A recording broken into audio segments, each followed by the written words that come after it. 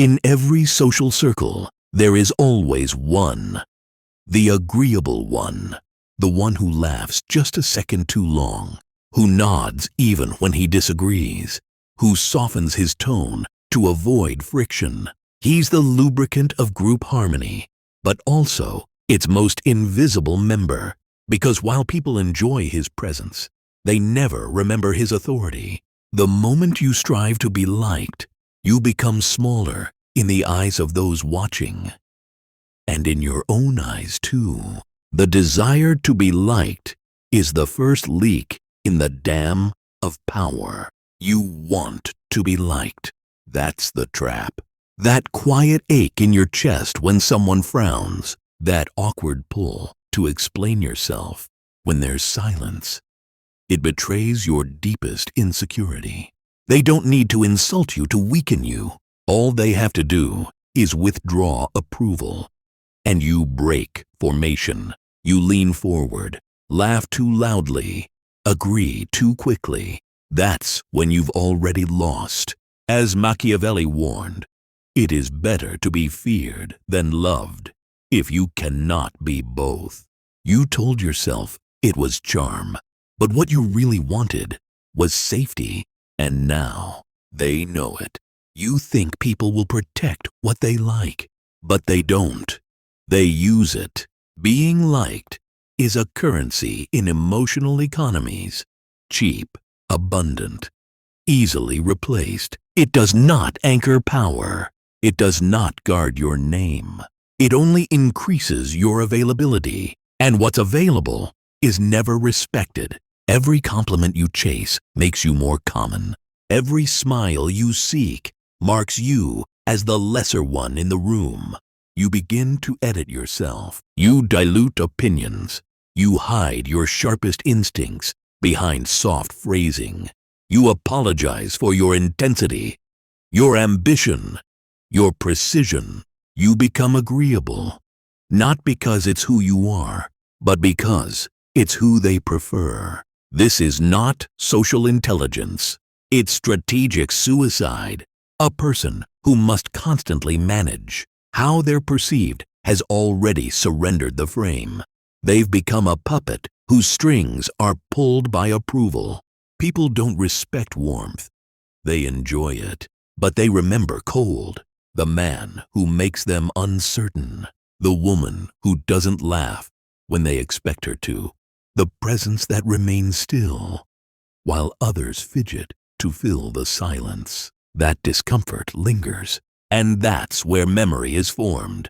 Respect doesn't live in comfort. It lives in tension. In that nervous edge, people feel when they realize they can't predict you. You want to be included, but inclusion is not power. Inclusion is a favor, one that can be revoked. The more they like you, the less they fear you. And the less they fear you, the more they'll test you. Like a lion who lets the hyenas too close. You lose the mystery that once protected you, and now they approach without caution. They interrupt you mid-sentence. They make jokes at your expense. They know you won't bite back because you want to be liked. Control begins with restraint, not smiling when it's expected, not answering every question, not lowering your posture just to keep them relaxed. This isn't rudeness, it's hierarchy. It's the silent imposition of formality. Distance. Command. You're not here to connect. You're here to impose presence. That's the discipline most people will never master. The strength to remain cold in warm rooms. Let them wonder where they stand with you. Let them feel uneasy when they speak too freely. When you're not predictable, you're not controllable. And when you're not controllable, you're not replaceable. That's respect. It's not loud. It's not likable, but it owns the room without raising its voice. And it never has to ask for anything, because everything is already being offered. Familiarity is the slow erosion of power. disguised as connection. The more a person reveals, the more predictable they become. And the more predictable they become, the easier they are to dismiss, manipulate, or control. Respect does not survive exposure. It thrives in uncertainty, in silence, in the deliberate absence of information. The more they see, the less they imagine. And imagination is the birthplace of fear. You make the mistake when you let them too close. It feels harmless at first. A story here, a confession there. You start to believe that openness is a sign of strength, but it isn't. It's a crack in your armor. Every personal detail you hand over becomes a weapon someone else can use. When you're familiar, they stop seeing you as above them and start seeing you as one of them. A prince is always better feared than loved, Machiavelli once warned. And yet you cling to being understood, not realizing you're giving them the tools to dismantle your presence. They ask questions, you answer. They pry, you explain. And every time you do, your image shrinks, the mystery decays. They learn your moods, your tells, your habits, and they begin to predict you. But the moment they predict you, they stop respecting you. Power isn't just in what you say, it's in what you withhold, what you let them wonder. Because a man they cannot figure out is a man they cannot touch. You try to fit in, to be accepted. You linger too long in rooms that weaken you. You laugh too easily, nod too often, speak when silence would have kept you in control. You let yourself be absorbed by the group, thinking visibility means dominance. But presence without boundaries becomes noise, and noise is disposable. The respected man is not easily found and never easily read. He is not absent, but he is inaccessible. That distance, that scarcity, is what turns his presence into pressure. They start to joke with you. They slap your back. They assume your tolerance. That's when it's already over. You've become familiar, safe, known. You no longer haunt the room. You blend into it. There is no threat in your silence, no question in your stillness. You are no longer a symbol of control. You are a participant, a peer, and peers are never feared. You don't need their comfort. You need their uncertainty. You don't need their approval. You need their anticipation. The less they know, the more they invent. And what they invent is always more powerful than what's real. They imagine your coldness as control, your distance as discipline, your silence as strategy. You become a mirror for their insecurities, not a canvas for their familiarity. So you vanish when expected to linger. You speak less when pressed. You do not react. You do not explain. You leave gaps in their understanding, and you let those gaps do the work. Because a man they cannot grasp is a man they must respect, not because they want to, but because they don't have a choice. The mind craves affirmation like the body craves warmth, not for survival, but for comfort. Beneath this need lies a vulnerability, the pursuit of being liked. In social settings, this craving distorts behavior, dulls presence, and reveals desperation. It's not the approval itself that weakens. It's the willingness to bend for it. The more one seeks to be liked, the more power quietly slips from their hands. You start to smile before you speak. You nod before you understand. You laugh before anything was funny. And they notice. Every time. The moment you try to be liked, you become readable, predictable, weak. They test you with silence, and you rush to fill it. They ignore you, and you perform harder. He who seeks to be loved is always at the mercy of those who withhold it. Machiavelli warned, and you are already owned. They don't even have to insult you. All they have to do is pause, tilt their head, look disappointed, and suddenly you're apologizing for things you didn't do. You're softening your voice, lowering your standards, rewriting your identity to fit their comfort.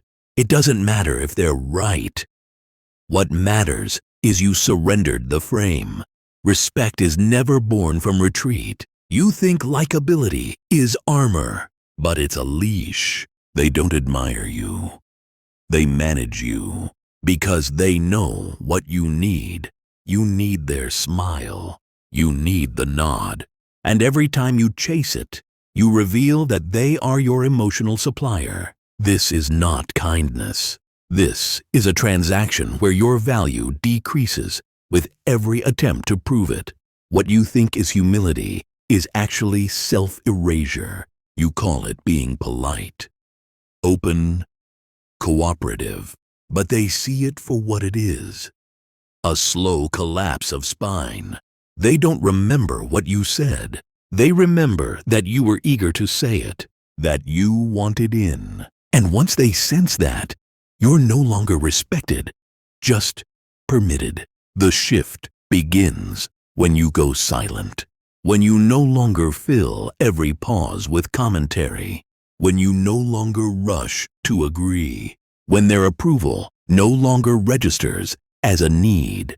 Respect forms not in the noise you make, but in the space you deny them. Power is not in how often they smile at you. It's in how carefully they speak around you. In every social structure, a silent line is drawn between those who are liked and those who are respected. One is soft, the other sharp. One is invited, the other is remembered. The liked provide comfort, the respected create tension, and in that tension lies control. Because the moment someone fears what you might say, do, or refuse, you've crossed the threshold from charm to influence. And influence always outranks popularity. You're easy to approach, and that's the first sign you're being used. They laugh louder when you're near. They pull you into every task, every favor, every moment that needs a little extra warmth. You've become the patch they place over discomfort. But underneath that affection is a quiet calculation. How much will you give before you say no? And the more you give, the more they expect. Machiavelli once warned, "It is better to be feared than loved if you cannot be both, because love without fear breeds entitlement." You say yes before the question is finished. You offer help without being asked. You arrive early. You leave late. You adjust your tone to keep the mood light. But they aren't admiring you. They're cataloging you like a resource, like a dependable product. You are no longer a presence. You are a service. And the moment you stop serving, they will feel betrayed. Not because they respect you, but because they expected more. You don't control the frame. You react to it. They dictate the pace, and you follow. They speak, and you nod. They complain, and you comfort. But power never flows to the one who smooths tension. It flows to the one who creates it. Strategically, the respected do not resolve the room. They command it. Their silence carries weight. Their refusals create ripple effects. They aren't liked for what they give. They're feared for what they might withhold. They rarely ask too much from those they fear. There's a hesitation, a pause before making a request. Not because they dislike you, but because they calculate the cost. The respected cast a shadow. Their presence rewires behavior. They don't laugh to fit in. Others laugh to relieve the pressure they bring. And the power isn't loud. It's quiet, coiled, held in reserve. They fear what you might say, what you might expose, or who you might ignore. But here's the truth you've avoided. Liked people are picked. Respected people are followed. One is temporary, disposable. The other becomes the unspoken standard. And that transition doesn't happen by asking for it. It happens by building a reputation that isn't easy to approach, that isn't predictable, that isn't always smiling. The more they hesitate around you, the more they calculate. And the more they calculate, the more they respect. In human dynamics, emotion is rarely treated as a gift.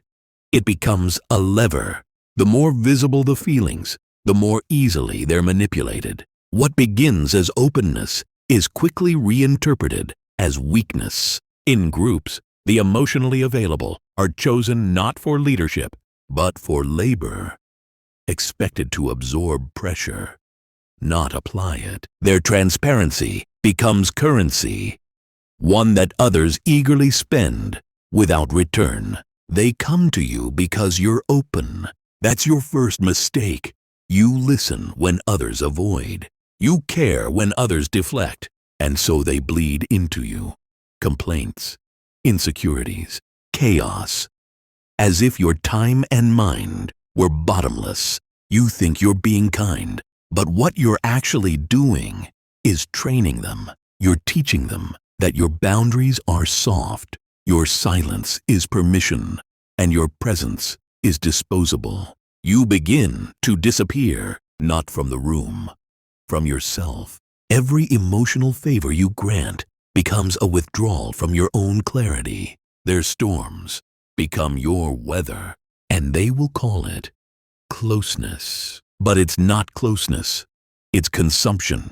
You exist to sponge their instability. They leave lighter, you grow heavier, and when the weight breaks you, they vanish, shocked that you, of all people, needed anything at all. They praise your empathy, but only after they've emptied their chaos into you. Their approval is post-exploitation. They trust you not because you're strong, but because you're safe to unload onto. It is better to be feared than loved. Machiavelli warned, not because love has no value, but because fear commands restraint. When people fear consequence, they moderate their behavior. When they only feel loved, they take what isn't offered. You think this connection means loyalty. It doesn't. It means dependence, and dependence always sours. Because once they've tasted your availability, they'll resent any shift toward boundaries. The first time you don't absorb their storm, you become the enemy. You are no longer their comfort. You are now their mirror, reflecting how deeply they've come to rely on your erasure. You think silence is cruelty, but silence is armor. Presence without emotional availability is the beginning of real power. When you stop nodding, stop reacting, stop offering warmth where none was earned, they pause, they squint, they wonder what you're hiding. And that doubt, that discomfort, is control. People don't respect what they can predict. They respect what they can't quite read. You think empathy will make you loved, and maybe it will. But love is not the same as influence. Love bends, fear halts, and respect, the rarest currency, emerges not from emotional softness, but from restraint. You think your honesty makes you real. But in power dynamics, too much honesty is a blueprint. It shows them where to strike, how to guilt, when to push. The moment you make your heart visible, it becomes their tool. You are not stone, but you must become sculpture. Still, composed, unreactive, the emotionally unreadable. Don't lack empathy. They weaponize its absence. They decide when to offer warmth, and in that decision lies their dominance. The ability to feel but not reveal, to know but not absorb. That's not cruelty, that's power. The ones who are respected, who are followed, who are feared. They aren't blank. They're controlled. They've replaced accessibility with presence, and presence without reaction is unnerving. It forces others to account for themselves, to realize they're not performing for someone who will clean up their emotional mess, but standing in front of someone who doesn't flinch. The more you show, the more they take. That's the nature of emotional currency. It never stays in your hands. People spend your openness until there's nothing left to trade. And when that moment comes, no one returns the favor because you taught them they didn't have to. You never taught them to fear your absence, only to expect your availability. Let them talk. Let them cry. Let them unravel. But do not react. Let your stillness become the warning. Let your silence become the signal. Because once they believe you cannot be moved, they'll begin to move differently around you, not because they understand you, but because they know they'll never be able to use you again. Some figures never need to raise their voices. They walk into a room and change its temperature without saying a word. Their silence speaks louder than others' noise. Their composure unsettles. Their detachment is read as dominance. This is not charisma. This is not charm.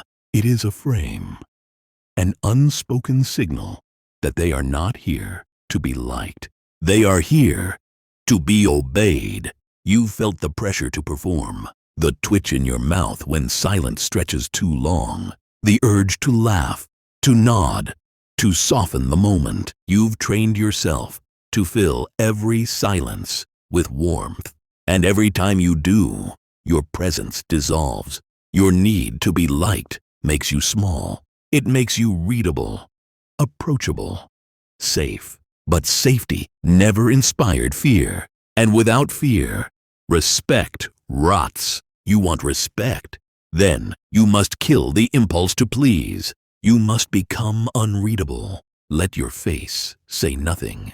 Let your voice move like still water. Slow, even, stripped of nervous energy.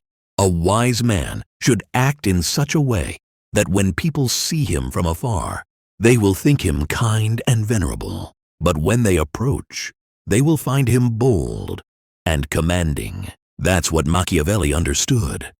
That fear is born from distance, and distance is created by control. Control is not aggression. It is refusal. Refusal to react.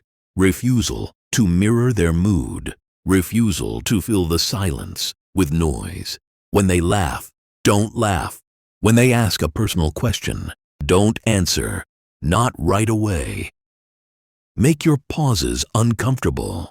Let silence sit between you like a test they're failing.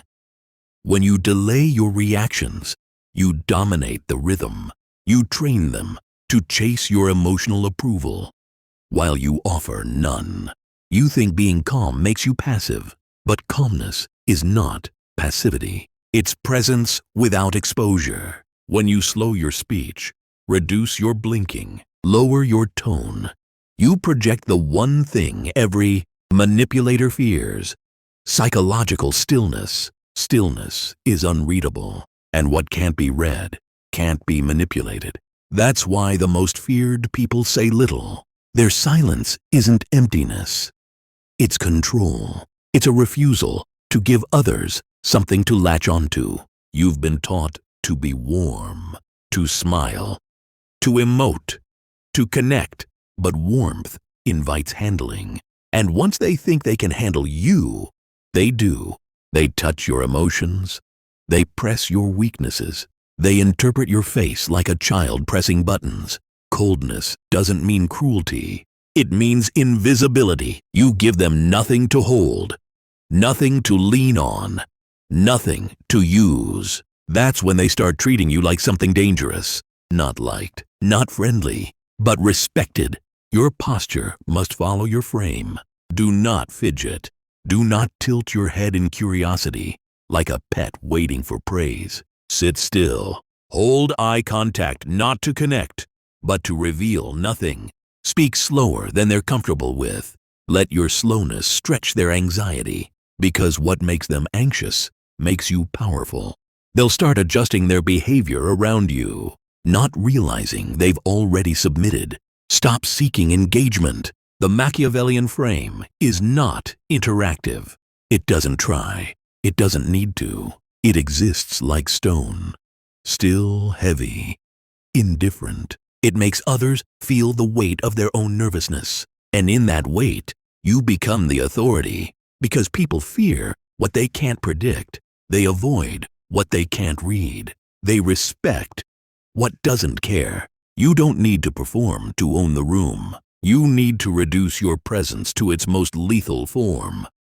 Precise, delayed, and emotionally opaque. Let them imagine what you're thinking. Let them project power onto you because you've left nothing for them to grab. That's the Machiavellian frame. Not charming, not approachable, just untouchable. They always praise the man who smiles often, who leans in, who listens too much. He becomes the favorite, adored, invited, included. But beneath that affection lies a quiet decay. The more familiar he becomes, the more predictable his presence turns, the less weight his silence carries. In every room, the man most liked is the man least feared. And the man least feared is always the first to be used. They like you when you're accessible. They like you when you're soft around the edges, when your words reassure them, when your presence lowers their guard. But what you don't see is what they do next. They talk over you. They touch you without hesitation. They assume you'll understand. They assume you'll forgive. Liking is a comfort drug, and you're the dealer. The more they like you, the less they calculate around you. And the moment people stop calculating around you, your power ends. They start to believe they can predict your next move. You laugh when they expect it. You respond on cue. You seek harmony. You let them feel safe around you. And what begins as likability becomes a surrender of presence. You're no longer the one who walks in and stills the room. You're the one they nod at casually, without tension, without pause. It is much safer to be feared than loved, Machiavelli once wrote. And it was never just about monarchs. It's about rooms like these, people like this, and power like yours, fading in plain sight. You want to believe it's possible to be both liked and respected, but respect is allergic to ease. Respect is born in distance, in mystery, in silence, in that faint flicker of doubt they feel when they look at you and wonder what you're really thinking. But when you flood the space with warmth, when your emotions become readable, when your kindness becomes a habit, you don't build respect, you build dependence. And dependence breeds expectation. And expectation destroys fear. You're smiling too much. You're nodding too often. You're answering texts too fast. You've traded edge for ease. And it shows. People don't flinch when they interrupt you.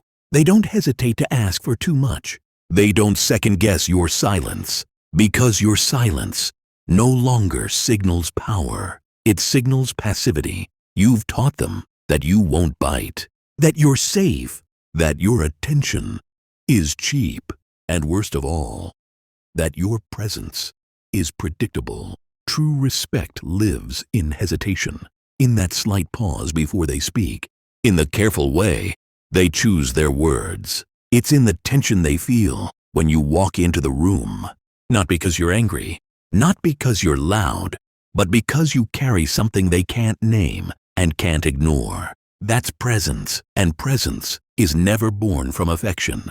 It's born from the cold void you leave when you pull back just enough to be missed, but never fully understood. You need to audit your presence. Count how many people laugh too easily when you speak. Count how many lean in too far. Count how many expect warmth from you. Then subtract each one from your influence. Respect is never loud. It's never desperate.